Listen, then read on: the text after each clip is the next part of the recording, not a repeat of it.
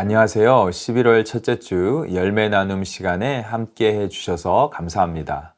오늘은 다니엘 2장 31절에서 49절 말씀, 세계를 경영하시는 하나님이라는 주제를 가지고 나눔을 진행하겠습니다.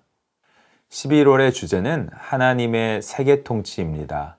첫째 주, 세계를 경영하시는 하나님. 둘째 주, 포기할 수 없는 신앙. 셋째 주, 역사의 주인 되신 하나님. 넷째 주, 인생은 한계가 있다. 세상을 보면 영웅이나 왕 같은 사람이 혹은 제국 같은 거대한 세력이 세계와 역사의 주역인 것처럼 자신을 뽐냅니다. 하지만 온 세상과 모든 사람을 손위에 두시고 열방을 뜻대로 경영하시는 분은 하나님이십니다. 왕이여, 왕이 한 큰 신상을 보셨나이다.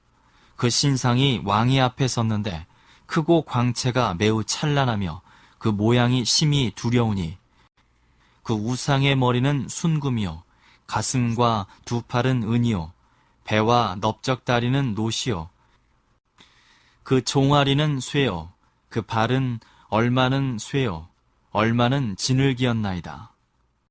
또 왕이 보신즉 손대지 아니한 돌이 나와서 신상의 쇠와 진흙에 발을 쳐서 부서뜨리매 그때 쇠와 진흙과 놋과 은과 금이 다 부서져 여름 타작마당에 겨같이 되어 바람에 불려간 곳이 없었고 우상을 친 돌은 태산을 이루어 온 세계 가득하였나이다. 그 꿈이 이러한즉 내가 이제 그 해석을 왕 앞에 아뢰리이다. 왕이여, 왕은 여러 왕들 중에 왕이시라. 하늘의 하나님이 나라와 권세와 능력과 영광을 왕에게 주셨고 사람들과 들짐승과 공중의 새들 어느 곳에 있는 것을 막론하고 그것들을 왕의 손에 넘기사 다 다스리게 하셨으니 왕은 곧 그 금머리니이다. 왕을 뒤이어 왕보다 못한 다른 나라가 일어날 것이요 셋째로 또 놋 같은 나라가 일어나서 온 세계를 다스릴 것이며 넷째 나라는 강하기가 쇠 같으리니 쇠는 모든 물건을 부서뜨리고 이기는 것이라. 쇠가 모든 것을 부수는 것 같이 그 나라가 문나라를 부서뜨리고 찌을 것이며 왕께서 그 발과 발가락이 얼마는 토기장의 진흙이요 얼마는 쇠인 것을 보셨은즉 그 나라가 나누일 것이며 왕께서 쇠와 진흙이 섞인 것을 보셨은즉 그 나라가 쇠 같은 든든함이 있을 것이나 그 발가락이 얼마는 쇠요 얼마는 진흙인즉 그 나라가 얼마는 든든하고 얼마는 부서질 만한 것이며 왕께서 쇠와 진흙이 섞인 것을 보셨은즉 즉 그들이 다른 민족과 서로 섞일 것이나 그들이 피차에 합하지 아니함이 쇠와 진흙이 합하지 않음과 같으리이다. 이 여러 왕들의 시대 하늘의 하나님이 한 나라를 세우시리니 이것은 영원히 망하지도 아니할 것이요 그 국권이 다른 백성에게로 돌아가지도 아니할 것이요 도리어 이 모든 나라를 쳐서 멸망시키고 영원히 설 것이라. 손대지 아니한 돌이 산에서 나와서 쇠와 놋과 진흙과 은과 금을 부서뜨린 것을 왕께서 보신 것은 크신 하나님이 장래를 왕께 알게 하신 것이라. 이 꿈은 참되고 이 해석은 확실하니이다 하니 이에 느부갓네살 왕이 엎드려 다니엘에게 절하고 명하여 예물과 향품을 그에게 주게 하니라. 왕이 대답하여 다니엘에게 이르되 너의 하나님은 참으로 모든 신들의 신이시오 모든 왕의 주제시로다. 내가 능히 이 은밀한 것을 나타내었으니 내 하나님은 또 은밀한 것을 나타내시는 이시로다. 왕이 이에 다니엘을 높여 귀한 선물을 많이 주며 그를 세워 바벨론 온 지방을 다스리게 하며 또 바벨론 모든 지혜자의 어른을 삼았으며 왕이 또 다니엘의 요구대로 사드락과 메삭과 아벳느고를 세워 바벨론 지방의 일을 다스리게 하였고 다니엘은 왕궁에 있었더라. 그럼 이제 느부갓네살 왕이 꾼 꿈과 다니엘의 해석을 중심으로 말씀을 나누도록 하겠습니다. 다니엘이 느부갓네살 왕이 꾼 큰 신상 꿈을 해몽하는 내용이 31절부터 43절까지 나옵니다. 느부갓네살 왕이 꿈에서 본 신상은 각 부위가 어떤 재료로 만들어졌는지 살펴보겠습니다. 32절, 43절 말씀 함께 읽겠습니다.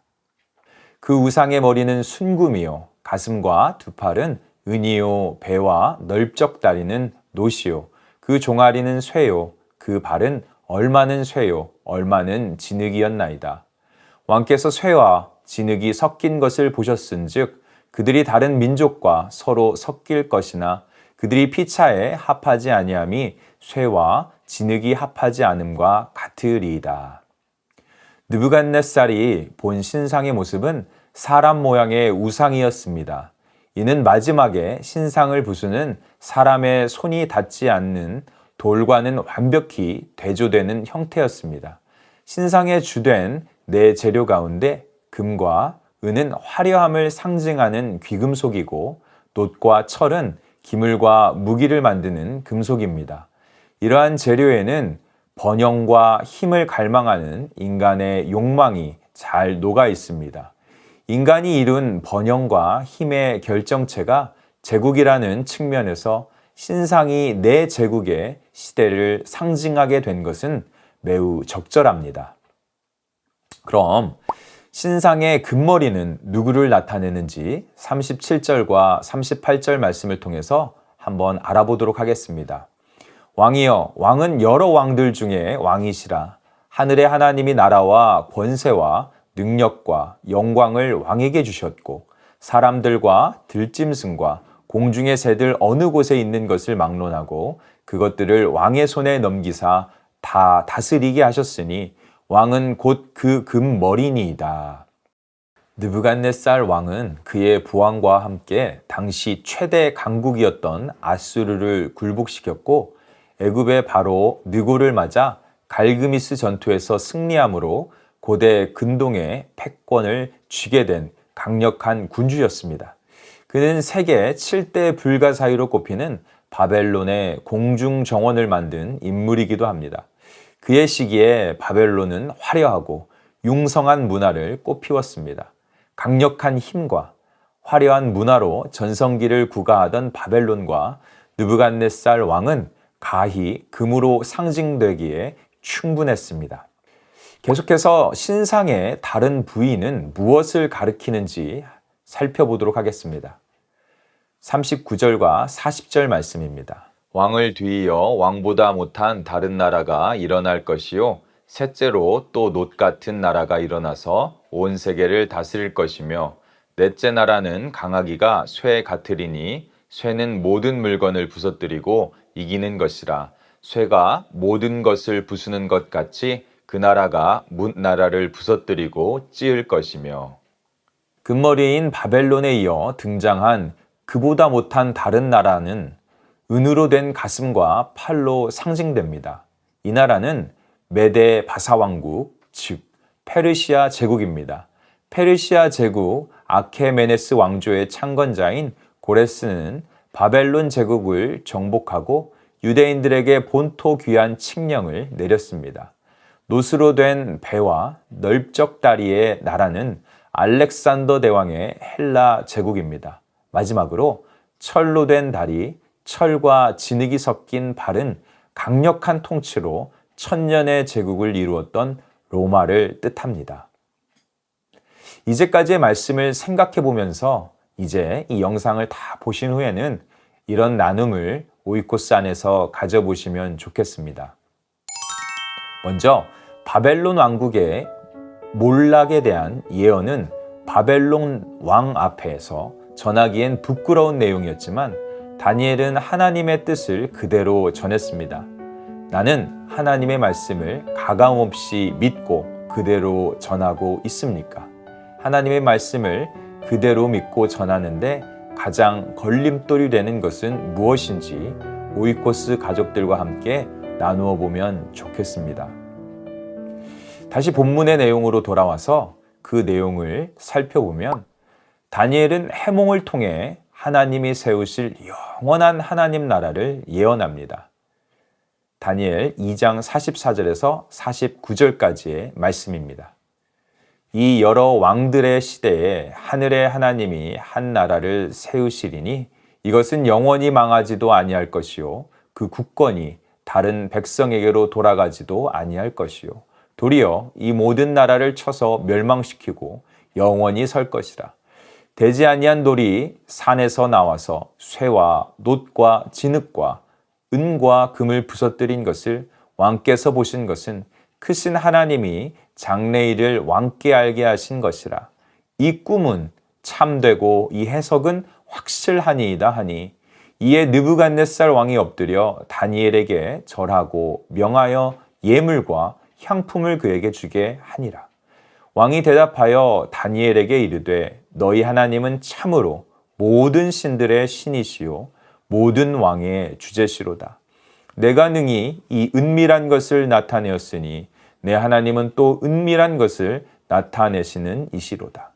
왕이 이에 다니엘을 높여 귀한 선물을 많이 주며 그를 세워 바벨론 온 지방을 다스리게 하며 또 바벨론 모든 지혜자의 어른을 삼았으며 이 또 다니엘의 요구대로 사드락과 메삭과 아벳느고를 세워 바벨론 지방의 일을 다스리게 하였고 다니엘은 왕궁에 있었더라. 손대지 아니한 돌이 나와서 큰 신상을 부러뜨린 것은 어떤 미래를 예언한 것인지 한번 나누어 보면 좋겠습니다. 앞서 44절과 45절에서 읽은 바와 같이 사람이 손대지 않은 돌이라는 점에서 이 돌은 사람의 능력이나 행위로가 아니라 하나님께로부터 난 돌이라는 것을 알 수 있습니다.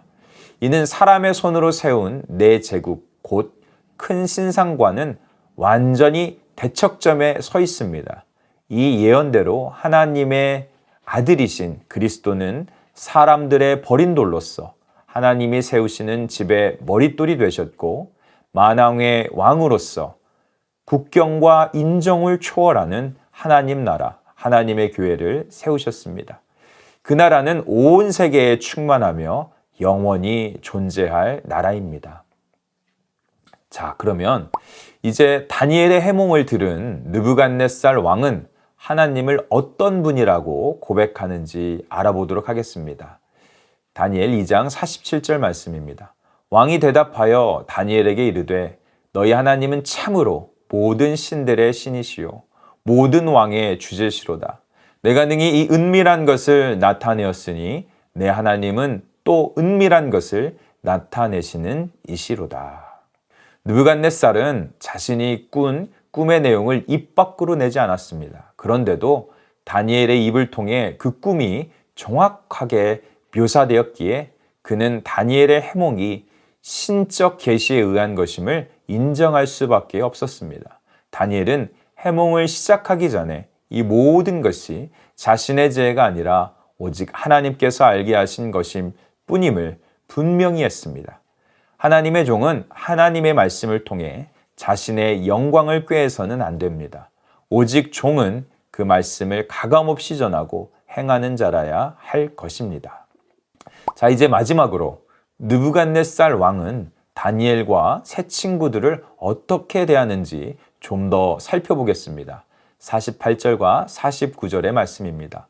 왕이 이에 다니엘을 높여 귀한 선물을 많이 주며 그를 세워 바벨론 온 지방을 다스리게 하며 또 바벨론 모든 지혜자의 어른을 삼았으며 이 또 다니엘의 요구대로 사드락과 메삭과 아벳느고를 세워 바벨론 지방의 일을 다스리게 하였고 다니엘은 왕궁에 있었더라.